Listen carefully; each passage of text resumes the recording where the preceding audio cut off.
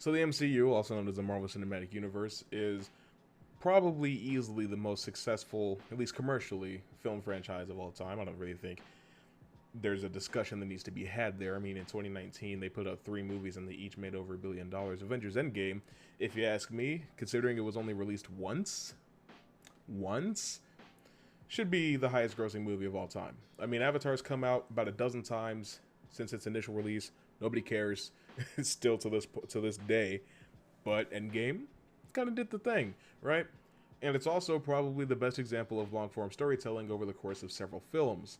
At least if you don't consider like direct adaptations from books like Lord of the Rings and Harry Potter, just loose adaptations from source material that tell its own, original story.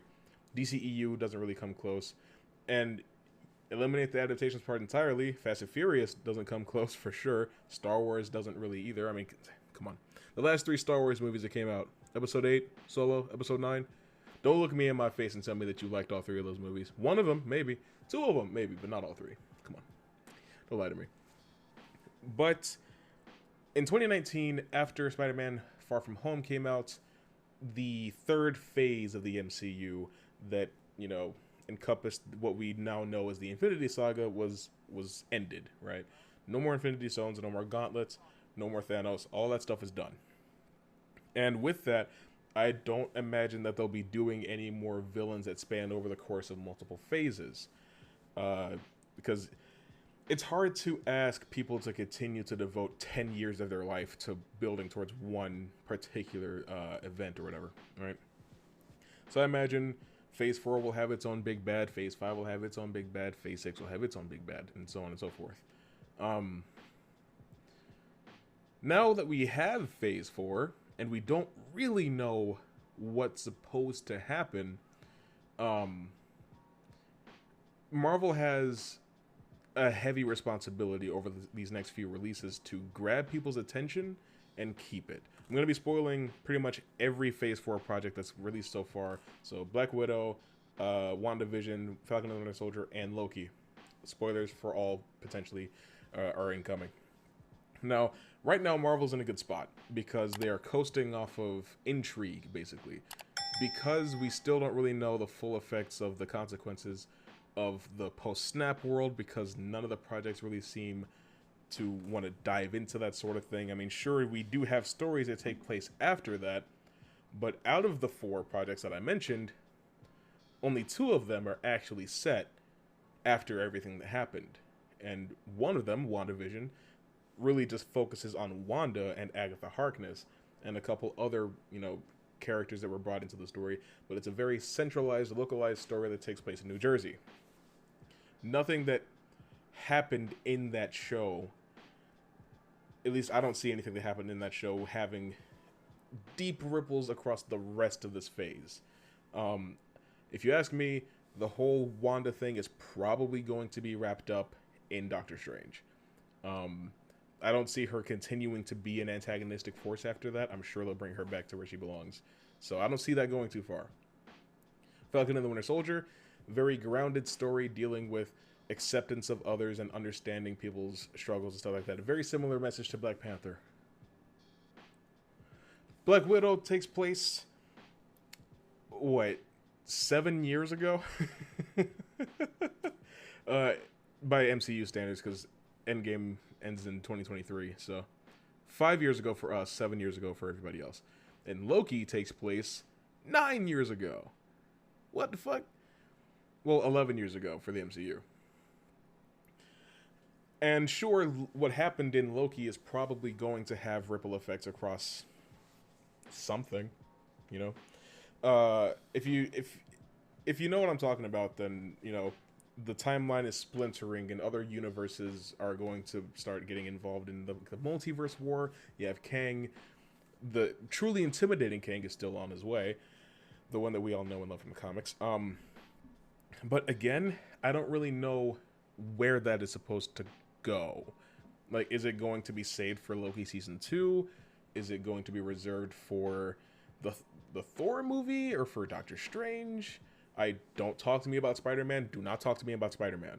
Don't talk to me about Spider-Man. Anyway, or is it going to be saved for the Fantastic Four movie? I don't know. You know, you see these things, and then you look at the slate of releases, and it's like, I don't see it affecting Shang-Chi or Spider-Man or Hawkeye. Definitely What If isn't going to have anything to do with it. I don't see it affecting... What else is coming out? Um, why am I struggling so hard? The Marvels, or Moon Knight, or She-Hulk, or Miss Marvel. I don't see it affecting... not Ghost Rider. I don't see it affecting Blade, or Guardians of the Galaxy Volume 3, or I Am Groot, or the Guardians of the Galaxy Holiday Special.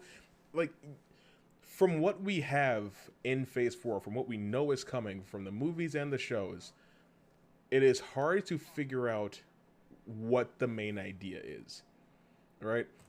Shang-Chi is all about the Makluan rings. Cool. Where are they supposed to go beyond that? Are they going to show up in a Shang-Chi sequel? You know, Phase 1 of the MCU, the very first movie, the first Iron Man movie, lets you know that they're heading towards the Avengers initiative. That they want to make an Avengers movie. They tell you that in the first movie. And then when you get to the first Avengers movie, which only came 5 films later, you immediately are told that they're going for Thanos. So everything that has happened and everything that will continue to happen is building towards a confrontation with Thanos. 4 projects deep into Phase 4, I don't know what's supposed to happen. Yes, Kang could very possibly be the main antagonist of the MCU Phase 4, but you can't set it up the same way that you did the Infinity Saga. With the Infinity Saga, there are 6 Infinity Stones, right? Time, power, mind, reality, soul, space. You can drop each stone in different movies and then have those movies be the main movies that are important to watch to understand Infinity War and Endgame, because you're watching the story of the stones as they interact with the characters up until Thanos gets a hold of them. So you have the first 2 Avengers movies and Captain America and Thor 2 and fucking Guardians of the Galaxy 1. You know, you can key into those things and tell that these are the specific building blocks in the story that are building towards this.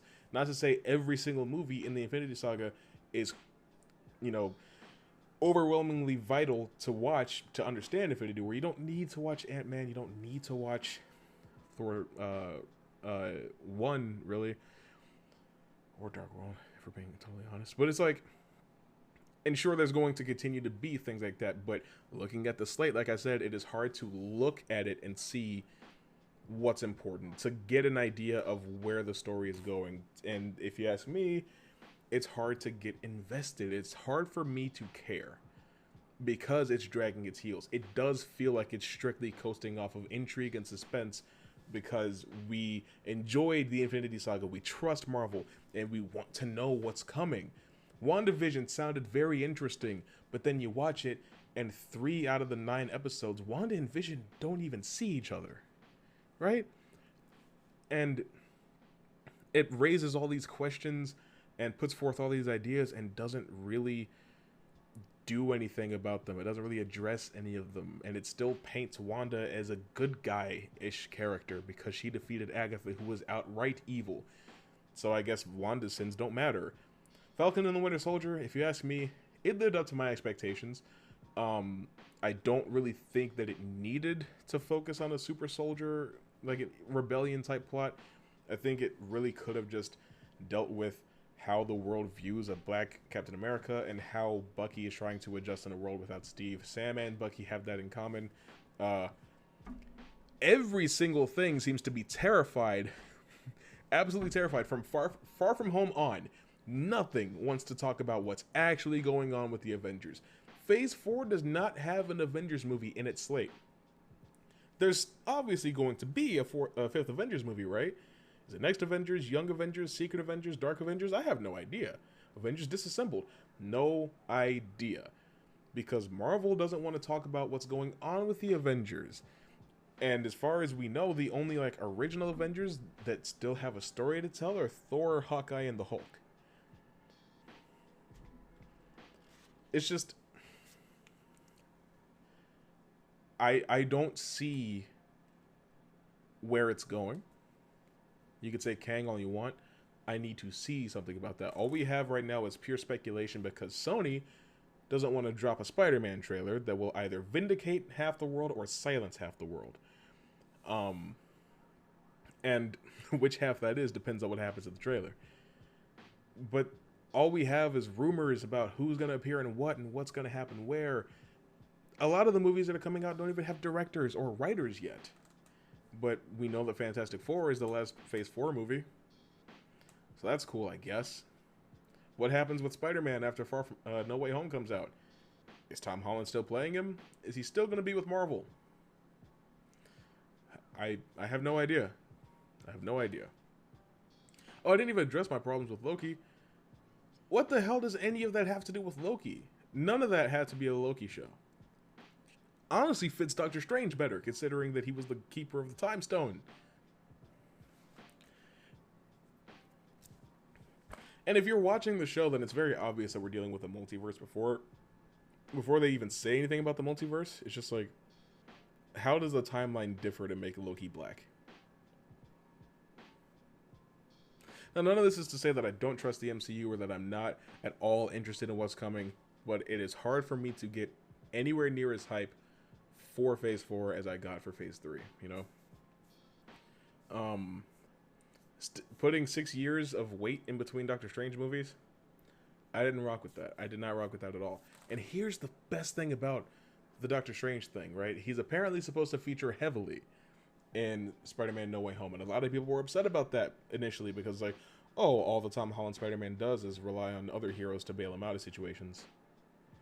That didn't happen in Far From Home. Also, ever since the rumors started coming out about Tobey Maguire and Andrew Garfield appearing in the movie as the older versions of Spider-Man, everybody's like, oh man, I can't wait for older heroes to come and bail Tom Holland out of the situation. And remember back in 2019 when there was a very serious dispute between Marvel and Sony over Spider-Man? I very highly doubt that at that point in time, the Spider-Man movie, which had not been confirmed to be releasing before the Doctor Strange movie, was designed to have a huge impact on Doctor Strange's character by the time his movie comes out. Right? And as far as we knew, Doctor Strange was supposed to be the first multiverse project. Because up until Endgame came out, there was no plan to do a Loki series. Right? And I'm still not convinced that Spider-Man No Way Home is a multiverse movie. So, but let's pretend for a second that it is. Let's just say that it's a given. We'll take it for granted that Spider-Man No Way Home is in fact a multiverse movie. Does that not fuck with the structure that you had planned initially? You set up Doctor Strange 2 to be the first multiverse project in the MCU. And then on a whim, you stick 2 multiverse-related projects right before it. 2 projects that you were not initially planning. One of them had not been discussed, and the other one likely was not designed to be a multiverse movie. If Spider-Man No Way Home is a multiverse movie, that is 100% Sony's fault. 100% on Sony. Because Sony has this habit of taking Spider-Man franchises and messing with them. Maguire, Garfield, they both caught it. And if Holland catches it too, you can't ignore it anymore. It's not Marvel, it's Sony. Anyway, so I guess I'll give Marvel a pass on that. If it is a multiverse-related project, I don't think Marvel had much to do with it. But if it's not, then I guess that's not a problem. But again, assuming that it is, it shows that there is a little bit of a lack of direction with what Phase 4 is actually meant to be and what it's meant to do. I also kind of see it going a very similar way as The Flash. You know, like how they handle multiverse on that show. It's like, oh no, Wells died. Here's a new Wells. Oh, Tony Stark's dead. Grab a Tony Stark variant. Black Widow's dead. Grab a Natasha Romanoff variant. Gamora's dead. Grab a Gamora variant. Well, I guess that's what they did. Loki's dead. Grab a Loki variant. Heimdall's dead. Grab a Heimdall variant.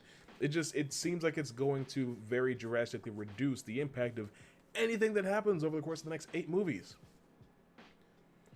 But, again, this is all pure speculation and an opinion that has been formed based on the last 4 MCU projects that have been released.